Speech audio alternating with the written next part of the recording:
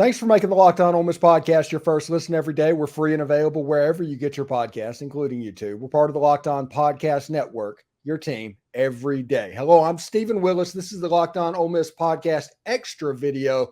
I'm here with David Eckert from the Clarion Ledger, and we're going to talk about the first half of the season, the night game coming at Auburn, and all of that good stuff. How you doing, David? I'm doing great, Stephen. Looking forward to a little bit of rest this week. Talk some football. It'll be fun. How are you?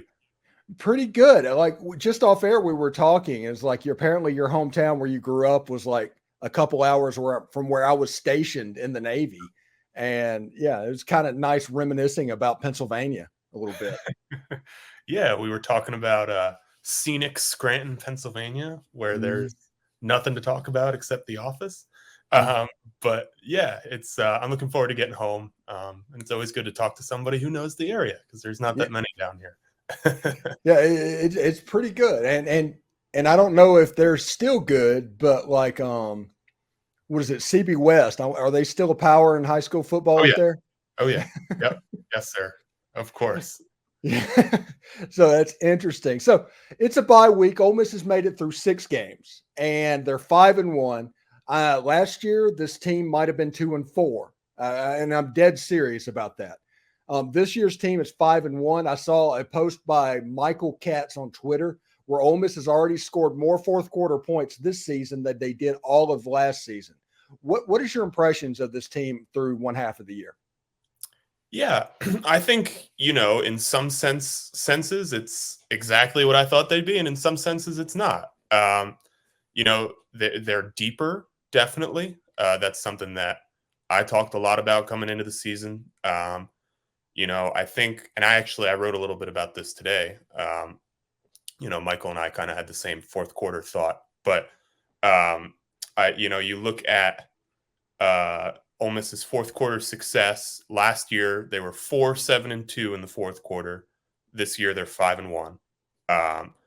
And coming into the season, I thought they'd be better, but I thought they'd be better because offensively, Lane Kiffin was talking a lot preseason about his depth at the skill positions, his general depth offensively, and how maybe that makes it easier to run his high tempo offense and be more effective late in games. But really, talking to him a little bit about it Sunday, he thinks that he's seen more impact defensively, where especially, along the front, Pete Golding just rolls guys. I mean, against Arkansas, they had 7 guys with at least half a sack and 5 of them didn't start.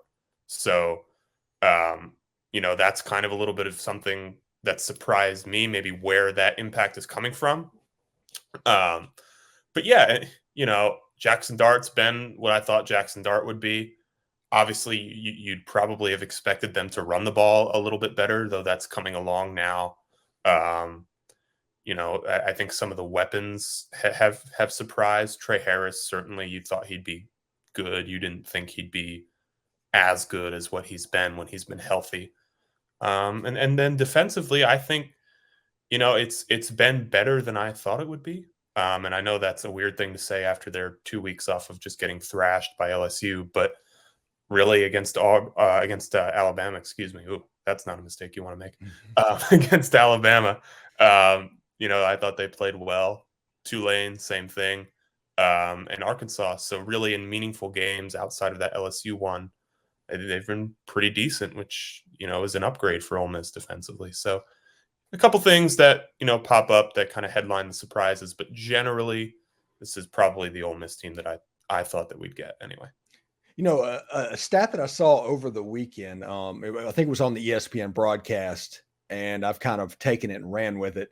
But Ole Miss is currently 5th in the country in sacks. Wow. Defensively. Yeah, and they're 12th in tackles for loss. I'd be interested. One of my bold predictions this season, Stephen, was I predicted that they would lead the SEC in sacks. And I didn't feel great about it. It was bold. They're not called reasonable, happy predictions, but I'd be curious to see where they are in the SEC actually, because look, I mean, they've got, again, it's a one guy example that I'm using here, but they've got Isaac Ukwu, first team all Sun Belt, uber experienced. He's like 24. coming off the bench most of the time, so there's a ton of pass rushing depth there. Yeah, I think that's going to continue. I don't think that's an aberration at all. Yeah, you want the SEC. Tennessee is actually leading the country in sacks, but they have the same number as Ole Miss and Alabama, who are tied. So they're all three have 22 sacks, but since Tennessee has one less game, Okay. they're technically leading the SEC in sacks. Gotcha. Okay.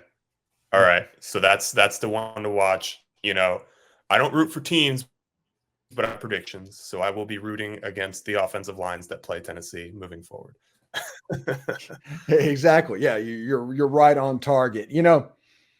We're sitting here at the turn, and one of the things that I've been surprised by seeing is the emergence of Ulysses Bentley the fourth.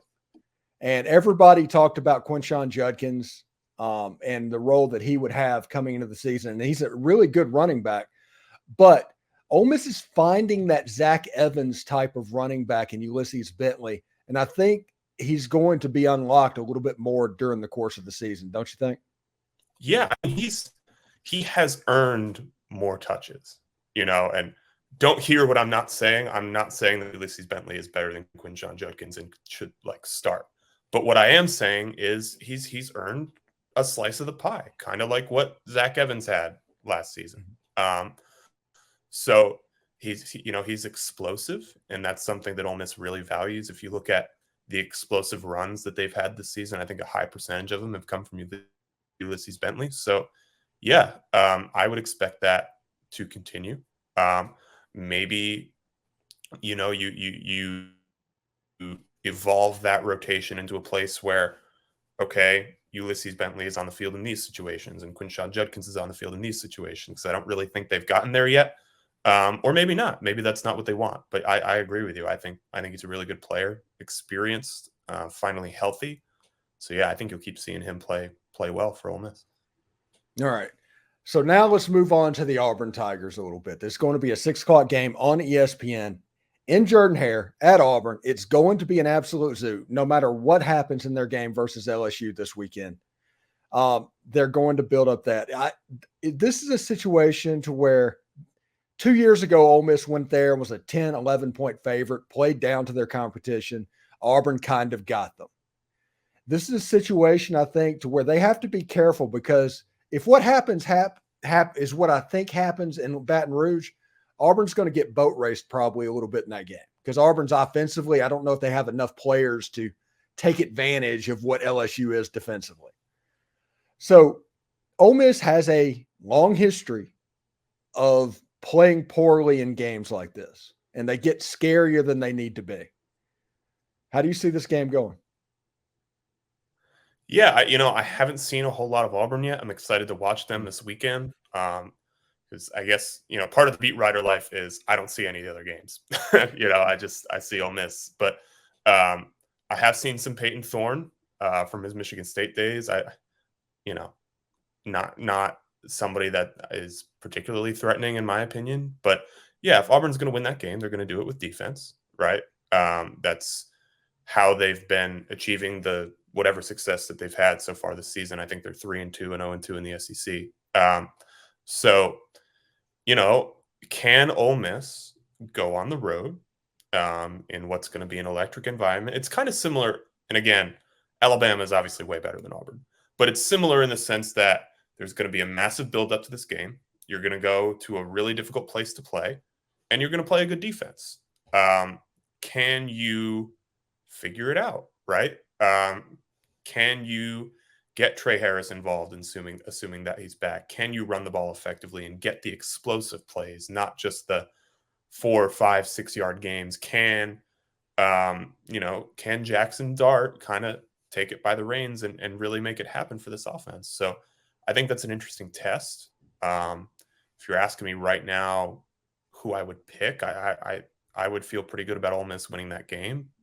Maybe not comfortably, but getting it done. But yeah, it's really, I think the test lies on the offensive side of the ball there, because Ole Miss's defense, I think, is what it is. It's not perfect, but it's going to give you a platform to win some games. So can you score the points? Yeah, Ole Miss played Baylor in the 2021 Sugar Bowl, and they Mhm. were coordinated defensively by Ron Roberts, who is now at Auburn. Lane Kiffin, since he's been at Ole Miss, whenever he sees a defense that kind of gets him, see Arkansas in 2020, that type situation. When he comes back, he figures out what happens and he knows how to attack that defense. So I it would surprise me, my point, if Ron Roberts had a plan that kind of stifled Ole Miss's offense completely. I do think Ole Miss is going to be ready to go because Lane Kiffin, he knows that he could schematically got by Baylor that night. Mhm. And I'm sure Ron Roberts is going to try and do a lot of the same stuff because the offense hasn't changed. So I do think that is something that people need to watch for. Yeah, it's I really enjoy the cat and mouse, and I regret that maybe I'm not like schematically aware enough to really identify it at times, but that's an interesting storyline to follow, to be sure. I mean, uh, Lane Kiffin's a smart guy. I I don't think he makes schematically the same mistake twice very often, like you said. So we'll see what he cooks up. Like I said, I think Ole Miss will get this done, but Jordan Hare at night, it's stuff happens, right? This is the SEC. Horseshoes. Yeah. Yeah, absolutely. Mm.